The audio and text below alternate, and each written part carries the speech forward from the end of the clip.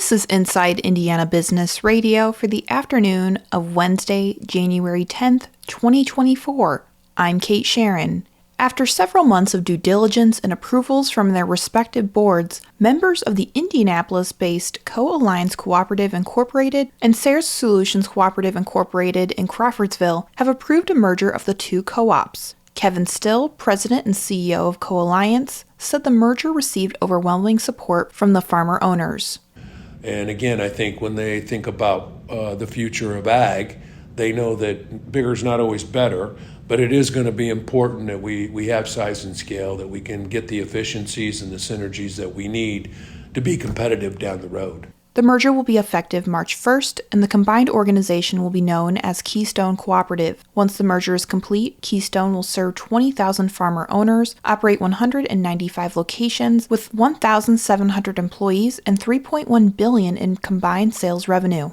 In his State of the State address Tuesday night, Governor Eric Holcomb announced a major boost to the state's Regional Economic Acceleration and Development Initiative, or READY. The governor said Indianapolis-based Lilly Endowment Incorporated is awarding $250 million, the largest single gift in the endowment's history, to support READY 2.0, with the funding earmarked for specific types of projects. The Indiana Economic Development Corporation says it will allocate $185 million of the grant to support the redevelopment or rehabilitation of blighted properties, quote, in ways that address community needs. Such projects could include rehabbing historic structures, repurposing closed industrial plants to create community spaces or mixed-use developments, and demolishing vacant single-family homes to build new affordable housing.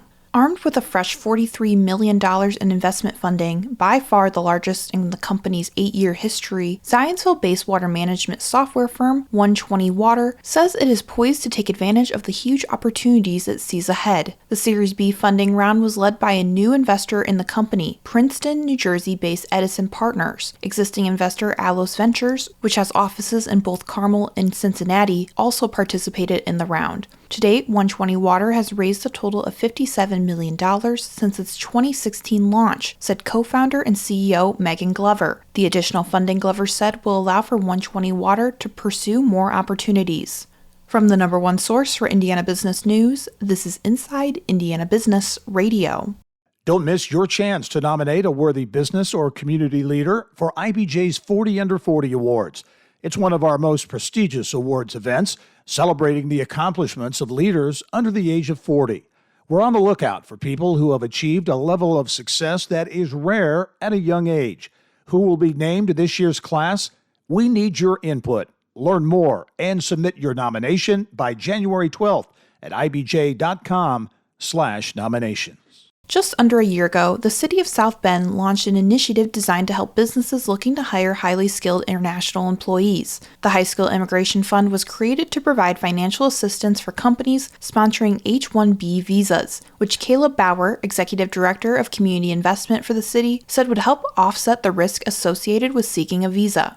Employers are thinking creatively to solve the challenges of getting skilled workers, especially for technical fields, and H-1B visas are designed to help employers resolve some of those issues as it relates to having enough workers with the technical expertise that they need. In the first year, the city awarded $24,000 in reimbursement costs for 6 visa applications from 4 companies. 3 of those applications were accepted. The cost of sponsoring a candidate's visa application can cost upwards of $6,000 to $8,000. The High Skill Immigration Fund provides up to $4,000 to help offset those costs. Allen County business and government leaders are celebrating a year that brought over $770 million in new private investments to the county, as well as population retention and growth. Over 700 new jobs were created, 20 businesses expanded or relocated to the county, and over $42 million was added to the annual payroll. According to Greater Fort Wayne Incorporated, the region's chamber, the county continues to retain and grow its population with a net of 484 new residents in 2022. Net migration to the county has been growing since 2017. A House committee on Tuesday advanced a bill letting beer wholesalers sell liquor-based ready-to-drink cocktails over the protests of liquor industry representatives. One lawmaker withdrew an amendment nixing regulatory differences between beer and liquor wholesaler permits altogether, even as fellow committee members, frustrated with the discussion, called for broader solutions or study. He and other proponents said House Bill 1025 would allow beer wholesalers to sell from their suppliers' entire portfolios of products. Manufacturers are increasingly crossing beer liquor lines as they cash in on a mixed cocktail boom.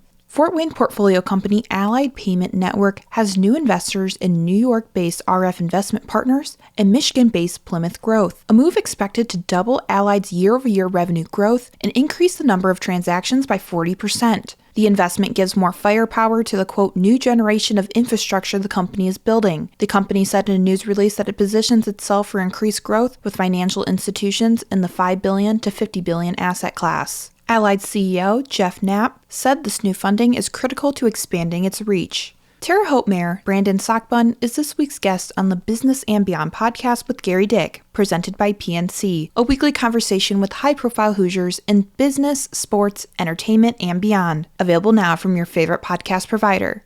I'm Kate Sharon for Inside Indiana Business, Radio on Demand.